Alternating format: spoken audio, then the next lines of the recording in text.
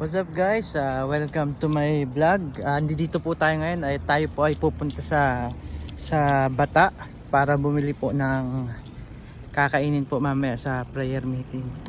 Yan guys, kung nakikita nyo, tayo po ay nakabike lang kasi para tipid po sa pamasahe. Yan guys.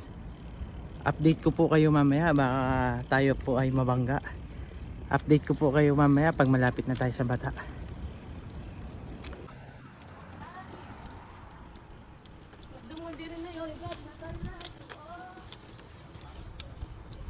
Yan, ito po ang highway ng Malas. Yan po ay kung nakikita nyo po, highway po yan. Tatawid po tayo, doon po ang papuntang Bata. Ito po Bata ay malapit lang po dito sa tinitirahan namin ngayon. Yan po kung nakikita nyo. Napakatahimik po ng lugar talaga.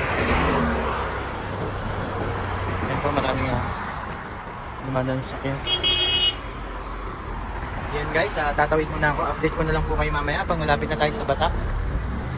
Bye bye! Yan guys, nandito tayo ngayon sa malapit to sa Bata. Ito po yung playground nila. Marami po nagsasoccer. Yan po, yun po yung park naman po.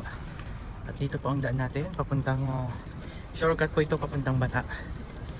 Yan po, makikita niyo yan, mga abandonadong building.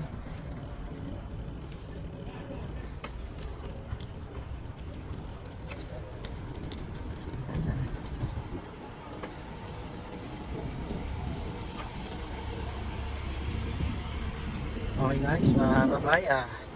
Update na lang po tayo. Babush. Ingat, God bless. Ayan, welcome guys. Kung makikita nyo po, nandito na po tayo sa Filipino market or tinatawag nilang Bata dito sa Riyadh. Ayan guys, medyo po maraming dumadaan na sasakyan. At dito po tayo pupunta sa Sadj. Kakaliwa po tayo dito. Yes. Kung makikita nyo, marami pong mga ibang lahi dito. Yan guys, nandito po tayo sa Sadj Supermarket. Kung mapapansin nyo po, puro Pilipino po ang tao dito kasi parang ano to Filipino supermarket talaga. Ayan, makabili na po tayo ng baka at head meat and beef meat.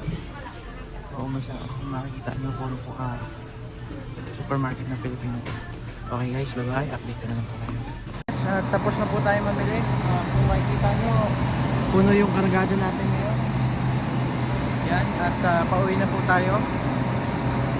Salamat sa panonood. Medyo hindi na po ako makakapag-video kasi medyo mahirap-hirap tong bit-bit ko. Yan guys, salamat sa panonood. Shout out all. God bless. Ingat lagi. Bye bye. Yan guys, nakarating na tayo sa ating mansyon. Bilis lang no. Kahit 60 lang ang takbo natin.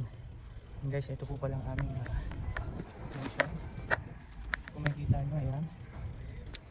Dito po kami nakatira sa, dito rin po ang church namin. Matatagpuan po ito sa Malas.